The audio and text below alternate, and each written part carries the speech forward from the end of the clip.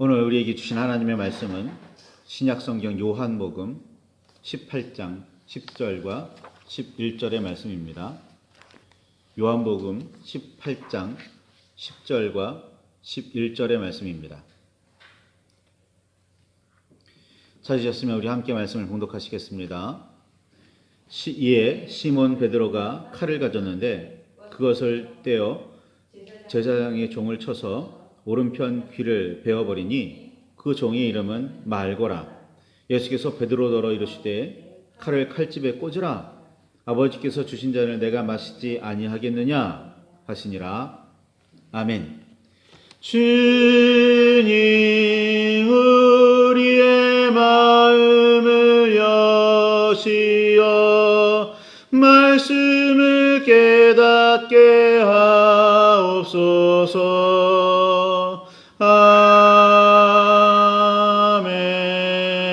아멘. 아멘. 주님의 사랑과 그 크신 은혜가 저와 여러분 안에 가득하기를 소망합니다.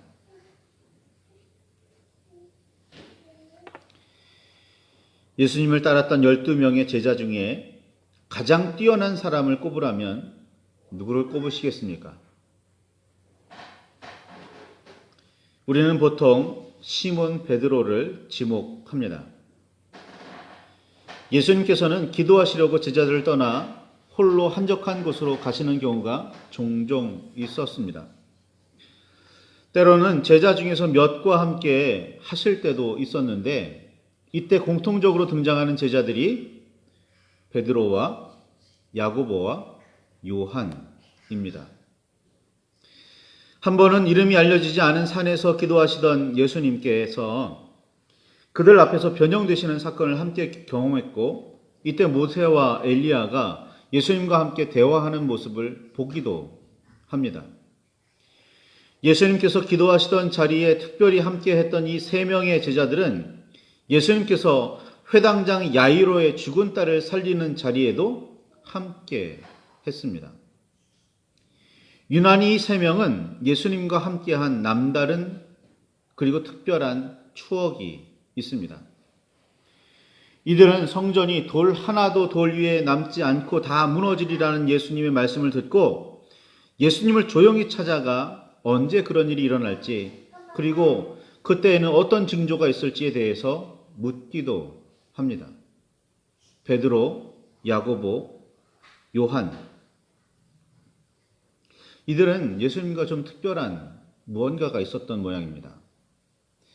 마지막 만찬을 위해 유월절을 준비하시던 때에는 예수님께서 이 세 명을 지목하셔서 그들에게 유월절을 준비하라고 일을 맡기기도 하십니다. 12명의 제자 중에 이들 셋에게 어떤 특별한 점이 있었는지는 모르겠지만 다른 제자들이 함께하지 못했던 예수님의 발자취를 따라다니기는 했던 모양입니다. 12명의 제자 중에 이들 셋, 베드로, 야고보, 요한이 좀 남다르게 보이기는 합니다. 우리는 보통 그 중에서 베드로를 더 특별하게 생각합니다. 베드로는 마태복음 16장 16절에 있는 것처럼 주는 그리스도시요 살아계신 하나님의 아들이십니다 라는 매우 유명한 고백을 합니다. 이 고백을 한 사람은 베드로 한 사람이었던 모양입니다. 예수님께서는 고백을 한 베드로나 들은 제자들에게 이 말을 아무에게도 이르지 말라고 경고하시기도 합니다. 다른 제자들도 베드로의 고백을 들으며 고개를 끄덕거리거나 옳은 말이라며 동의하기는 했겠지만 이 고백은 베드로를 매우 특별한 사람으로 만듭니다. 이렇게 고백한 베드로에게 예수님께서는 마태복음 16장 18절에서 19절에 이르는 말씀이죠. 너는 베드로라. 내가 이 반석 위에 내 교회를 세우리니 음부의 권세가 이기지 못하리라. 내가 천국 열쇠를 내게 주리니 내가 땅에서 무엇이든지 매면 하늘에서도 매일 것이요 내가 땅에서 무엇이든지 풀면 하늘에서도 풀리리라 라고 말씀하셨다고 마태는 전합니다. 이를 근거로 베드로가 사도 중에 우두머리 혹은 수제자 혹은 천국 열쇠를 가진 단 한 사람이라고 말하기도 합니다. 후에 예수님처럼 십자가에 바르게 달려 죽을 수는 없다며 거꾸로 달려 순교했다는 전설까지 겹치면 베드로는 한층 더 특별한 사람이 됩니다. 베드로의 특별함은 다른 측면에서도 드러납니다. 베드로가 예수님을 그리스도이시고 살아계신 하나님의 아들이시라고 남다르게 고백한 직후에 예수님께서는 제자들에게 예루살렘에 올라가면 유대의 지도자들에게 잡혀서 고난을 받다가 죽임을 당하게 되리라고 말씀하십니다. 이 말씀을 들은 베드로는 예수님을 붙들고 항변하면서 절대로 주님께 그런 일이 일어나서는 안 됩니다 라고 강하게 말합니다. 베드로의 강력한 항의를 들은 예수님께서는 베드로에게 이렇게 말씀하시죠. 사탄아, 내 뒤로 물러가라. 너는 나를 넘어지게 하는 자로다. 내가 하나님의 일을 생각하지 아니하고 도리어 사람의 일을 생각하는도다 라고 말입니다. 호되게 책망하시는 겁니다. 자, 방금 전에는 주는 그리스도십니다. 살아계신 하나님의 아들이십니다 라고 고백한 그것을 칭찬하면서 예수님께서 너는 베드로다. 내가 네 반석이라는 너의 이름 위에, 너 반석 위에 내 교회를 세우겠다. 너에게 천국 열쇠를 주겠다라고까지 말씀하신 예수님께서 그 직후에 너는 사탄이다. 내 길을 막는 자다 라고 말씀하시기까지 하셨던 겁니다. 특별한 일이죠, 매우.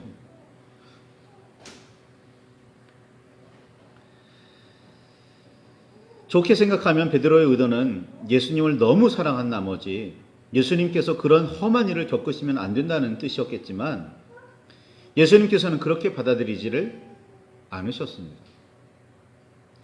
바로 직전에 그렇게 칭찬받은 사람이지만 그렇게 대단한 사람인 듯 보이기도 하지만 또 순식간에 사탄으로 전락했던 사람, 그가 베드로입니다. 여러모로 굉장히 특별합니다. 예수님께서 제자들의 발을 씻어주시는 자리에서는 다른 제자들은 예수님의 손길을 묵묵히 받아들이고 있는데 유독 베드로는 내 발을 절대로 씻지 못하실 겁니다 라고 그렇게 말하며 거부했다가 예수님께서 이렇게 말씀하시죠. 내가 너를 씻어주지 아니하면 너와 내가 상관이 없다 라고 말씀하시는 그 말씀을 듣고서는 내 발뿐 아니라 손과 머리도 씻어달라고 그렇게 예수님께 요청합니다. 이런 베드로의 일화를 근거로 어떤 심리학자들은 베드로가 경솔한 사람이며 감정에 쉽게 휘말리는 사람이었다고 분석하기도 합니다. 한마디로 다혈질이고 생각이 깊지 못한 사람이 베드로라고 말입니다. 이런 분석이 맞을지는 모르지만 어쨌든 베드로가 예수님의 남다른 제자였다는 사실은 분명합니다. 긍정적이든 부정적이든 말입니다. 더구나 예수님을 3번이나 부인하는 이야기에 이르면 베드로는 더욱 남다르게 여겨집니다. 예수님께서 잡히시던 날은 유월절을 준비하던 시기였고 예수님께서는 제자들과 함께 만찬을 나누시며 제자들의 발을 씻어주신 날이기도 했습니다. 제자들과 이런저런 말씀을 나누신 예수님께서 제자들과 함께 기드론 시내 건너편에 있는 동산에 가셨다고 요한은 말합니다. 공관복음, 그러니까 마태, 마가, 누가복음은 이 동산을 겟세마네라고 이야기합니다. 제자들이 예수님과 함께 있는 중에 유다가 군대와 대제사장들과 바리새인들에게 얻은 아랫사람들을 데리고 등과 횃불과 무기를 가지고 그곳으로 몰려옵니다. 예수님을 잡으러 사람들이 몰려오기 직전에 예수님께서는 제자들에게 이렇게 말씀하시죠. 누가복음 22장 36절에 전대 있는 자는 가질 것이요 배낭도 그리하고 검 없는 자는 겉옷을 팔아 살지어다 라고 말입니다. 예수님께서 이전에 제자들 파송하신 적이 있었는데 그때는 아무것도 가지지 말고 그냥 맨몸으로 가라 라고 말씀하셨는데 이때에는 전대, 돈주머니죠. 돈주머니도 챙기고 배낭도 챙기고 심지어는 칼까지 준비하라고 말씀하십니다. 제자 중 몇 사람이 자신에게 검 2자루가 있다고 대답했고 예수님께서는 그것으로 충분하다고 말씀하십니다. 예수님께서 제자들에게 검을 가지라고 말씀하신 이유는 뭐라고 말씀하고 있냐면 성경에 그는 불법자의 동류로 여김을 받았다라고 기록된 말씀이 이루어져야 하기 때문에 너에게 검을 가지라고 말씀하셨다라고 누가는 그렇게 기억하고 있습니다. 예수님께서 말씀하신 검은 그냥 상징적인 의미로 예수님과 제자들이 불법적이고 위험한 무기를 가지고 있었다는 의미 전달만 하면 된다는 그런 뜻이었습니다. 휘두르라고 말씀하신 것이 아닙니다. 예수님께서도 제자들에게 이 사실을 말씀하셨습니다. 그런데 제자 중에는 무기를 실제로 휘둘러 대제사장의 종 말고의 귀를 자른 사람이 있습니다. 검 혹은 칼을 휘둘러 어디에는 검이라고 번역됐고 어디는 칼로 번역되어 있기는 한데 자세히는 검과 칼이 좀 다른 의미가 있어요.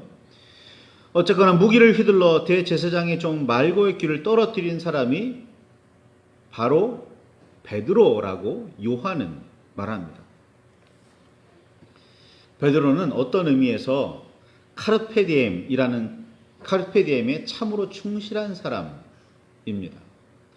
카르페디엠, 일반적으로 현재를 즐기라라는 뜻으로 알고 있는 이 말의 참뜻은 현재에 충실하라라는 그런 의미입니다. 베드로는 상황과 감정에 매우 충실합니다. 그래서 그토록 대단한 고백을 할 수도 있었고 고백 후에는 바로 사탄으로 전락하기도 했습니다.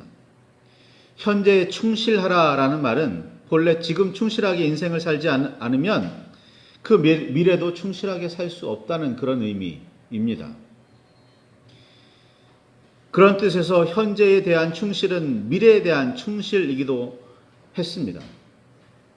절대로 경솔하게 혹은 충동적으로 감정이나 감각의 흐름에 따르라는 의미가 아닙니다. 현재를 그냥 감각적으로 즐겨라. 이것이 카르페디엠 아닙니다. 예수님께서 그저 상징적으로 가지고 있기만 하면 된다고 말씀하신 검을 베드로는 실제로 휘두릅니다. 왜? 그 상황이 그랬으니까요. 그렇게 해야만 예수님을 지킬 수 있을 것 같았으니까요. 그게 베드로의 감정 상태였으니까요. 그게 베드로의 마음가짐이었으니까요. 그리고 베드로가 할 수 있는 일이었으니까요. 베드로는 그렇게 칼을 휘둘러 사람을 상하게 합니다. 검을 휘두른 제자 베드로에게 예수님께서는 이렇게 말씀하십니다. 마태복음 26장 53절과 54절에 너는 내가 내 아버지께 구하여 지금 12군단 더 되는 천사를 보내시게 할 수 없는 줄 아느냐? 내가 만일 그렇게 하면 이런 일이 있으리라 한 성경이 어떻게 이루어지겠느냐? 라고 말합니다. 자, 다윗 시대에 하나님께서 천사 한 명을 보내셔서 순식간에 수만 명의 사람을 죽이신 일이 있었습니다. 천사 하나를 보내셔서. 그러니까 천사 하나는 수만 명과 대적할 수 있는 그런 힘이 있습니다. 그런데 예수님께서는 지금 뭐라고 말씀하시냐면 12군단 더 되는 천사를 동원할 수 없는 줄 아느냐라고 말씀하시는 거예요. 로마의 군대 편지에 따르면 이 군단은 6,000명으로 만들어집니다. 그러니까 12군단이면 그렇죠. 상당히 7만 명이 넘는 사람들 그 숫자로 이루어진 군단을 이야기하는 겁니다. 천사를 그렇게 그렇게 능력 있는 천사를 그렇게 많이 동원할 수 없는 줄 아느냐? 그래서 내가 잡히는 일을 막을 수 없고, 그래서 내가 이 고난을 막을 수 없고, 그래서 내가 이 십자가를 피할 수 없을 줄 아느냐? 라는 말씀이죠. 그런데 예수님께서는 베드로에게 이렇게 말씀하시는 겁니다. 누가복음 22장 51절에 이것까지 참아라 라고 말씀하시면서 떨어진 말고의 귀를 만져서 다시 고쳐 주십니다.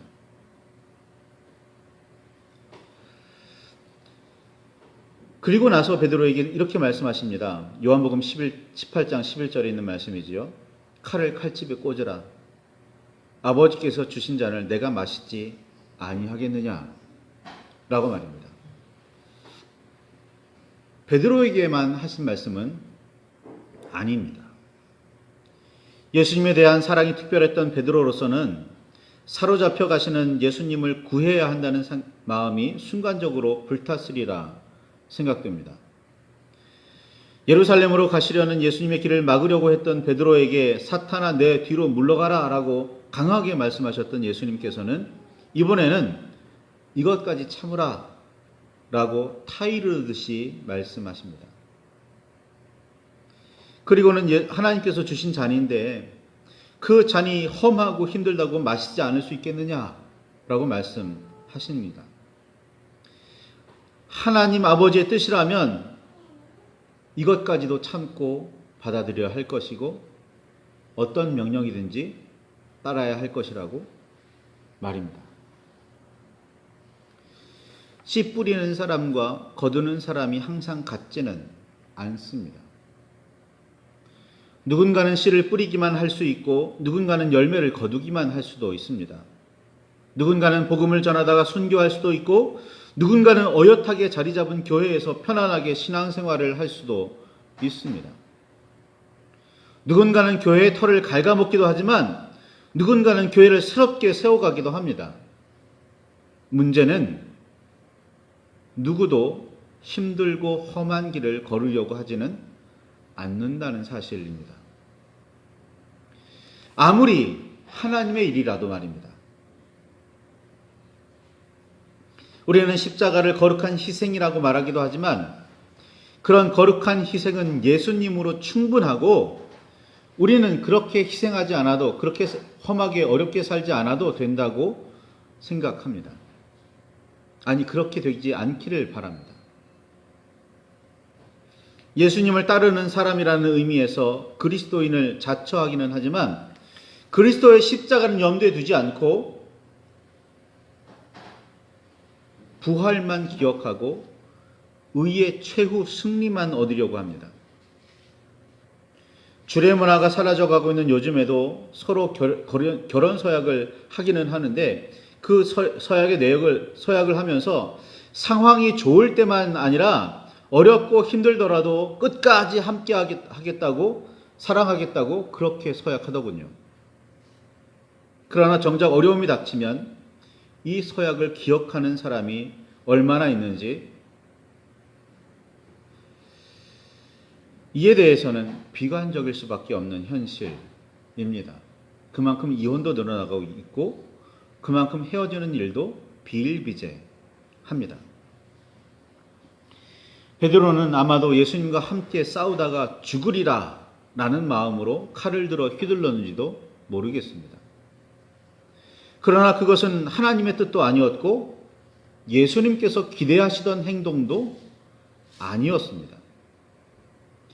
자기 감정에 충실한 베드로의 마음과 생각과 행동은 베드로의 것이지 하나님의 것은 아니었습니다. 예수 그리스도라는 포도나무에 온전히 붙어서 하나님의 뜻이 곧 나의 뜻이고 예수님의 말씀이 곧 나의 말이어야 하는데 실제로는 그 반대인 경우가 너무 흔합니다. 하나님의 뜻이 내 뜻이 되지 않고 내 생각이 하나님의 뜻이 되어야 한다고 억지를 부립니다. 그 결정체가 보좌를 옮기는 기도인지도 모르겠습니다. 우리는 흔히 민심은 천심이라며 백성의 목소리가 곧 하늘의 뜻이라고 말합니다. 이것이 오늘날의 민주주의의 기본 정신이고 인본주의의 근본적인 정신입니다. 한 가지 특히 자기 생각을 강요하는 일을 폭력이라고 말하는 시대라고 해서 하나님 말씀마저 그런 식으로 생각해서는 안 됩니다. 하나님은 기본적으로 우리 인간과는 매우 다른 분이십니다. 이에 대해 좀 어려운 말로 초월이라는 말을 쓰기도 합니다. 인문학자 대부분이 다른 사람을 구하려고 자기 아들을 죽음으로 몰아넣는 아버지의 비정함을 이야기합니다. 그런 하나님을 믿을 수 없다고요. 따를 수 없다고요. 이는 인간이 생각할 수 있는 한계를 아예 뛰어넘는 하나님의 사랑을 잘못 이해한 결과라는 사실을 기억하시기 바랍니다. 예수님께서는 우리에게 하나님처럼 세상과 이웃을 사랑하라고 말씀하십니다. 따르는 제자들에게 그렇게 희생하며 세상을 새롭게 하고 바르게 하여 온전하게 이루어가라고 말씀하십니다. 인간적인 한계 때문에 우리의 힘만으로는 이룰 수 없으니까 성령의 인도하심과 도우심을 받으라고 말입니다. 칼을 휘둘러 이웃을 상하게 하는 일이 인간적인 판단으로 하나님의 일에 도움이 되리라 생각할 수도 있겠지만 그것은 지극히 인간적인 자기 생각일 뿐입니다. 지금으로서는 이해할 수 없을지라도 또한 인간의 지혜로는 알 수 없을지라도 하나님은 오늘도 하나님의 방법으로 여전히 우리에게 사랑을 베풀고 계십니다. 우리가 그것을 강압적이라고 받아들이고 폭력적이라고 받아들일 뿐인 거죠. 이런저런 모양으로 우리를 깨우치시고 이런저런 방법으로 우리를 이끌고 계시는 겁니다. 중요한 건 하나님을 알지 못하는 그리스도를 알지 못하는 사람들은 그럴 수도 있으니까 그렇다고 치고 그리스도를 따르는 우리는 받아들이기 어렵고 따르기 싫더라도 예수님의 삶의 길을 따라가야 합니다. 그래야 우리는 그리스도인이라 불릴 수 있습니다.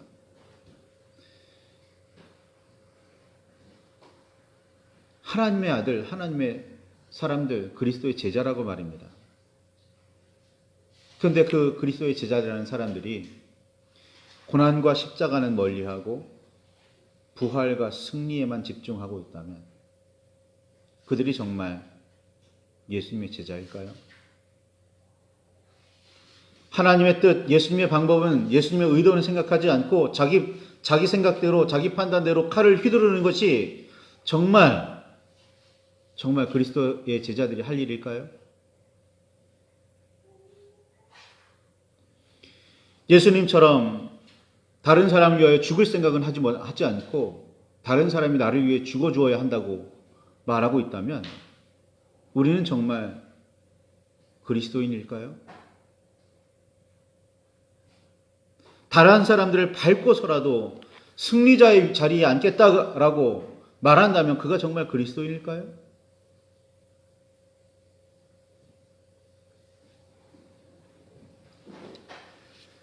풍성한 열매와 승리의 영광만 바라는 사람은 그리스도인이 아닐 가능성이 농후합니다. 그냥 겉보기에만, 겉모습만 교회 다니는 사람일 뿐인 거죠. 많은 설교에서 그런 예화가 있었습니다. 교회 다니는 사람, 세상에 있는 사람들을 네 가지로 분류할 수 있다고요. 첫 번째, 넌 크리스찬, 교회 다니지 않는 사람, 예수님을 믿지 않는 사람, 그리스도인이 아닌 사람인 거죠. 두 번째가 뭐예요? 처치 고어입니다. 교회에 다니기만 하는 사람들. 그가 그 교회에서 무엇을 구하는지 아무도 알 수 없습니다. 그냥 교회에 다닙니다. 친구를 사귀기 위해서 혹은 어떤 사회 모임의 측면에서 그렇게 다니기도 하겠죠. 또 한 가지가 있습니다. 뭐죠?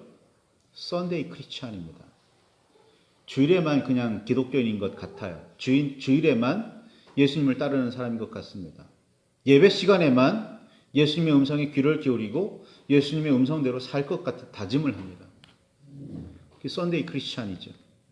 그리고 나서 true, 진짜 true 크리스찬이 있다. 진짜 참 그리스도인이 있다라고 말이죠. 이건 지극히 기독교적인 시각입니다. 그렇지만 지극히 기독교적인 시각 안에서도 참 그리스도인이 얼마나 되는지에 대해서는 회의적이었던 겁니다. 그리스도인이라는 사람들이 정말 예수님을 따르고 있는지. 갈라디아서에 보면 그리스도인은 예수를 따르는 사람, 그리스도를 따르는 사람이라는 뜻이라는데 정말 그 그리스도를 따르고 있는지, 그 예수님처럼 힘없고 연약한 사람들을 찾아가고 있는지, 그 예수님처럼 자신을 희생하서라도 자신을 제물로 삼아서라도 사람과 하나님을 화해시키려고 하고 있는지, 그들을 하나님께로 인도하고 있는지 말입니다. 단지 부활에만, 단지 그에 따른 영광에만, 단지 예수님을 섬기면 받을지도 모른다는 복에만 관심이 있다면 우리는 진정한 그리스도인이 아닐 가능성이 농후합니다. 베드로처럼 혈기에 따라 이리저리 칼을 휘두를 뿐인 거겠죠. 말씀을 붙들고 깊이 묵상하시며 기도하시기를 바랍니다. 나는 참 그리스도인인지, 나는 참 그리스도를 따르고 있는지, 나는 참 그리스도를 스승으로 섬기며 그 삶과 가르침에 따르고 있는지 말입니다. 말씀을 붙들고 깊이 묵상하시며 기도하시기를 하나님의 은혜와 하나님께 주시는 깨달음이 우리 안에 넘치기를 소망합니다. 기도하시겠습니다.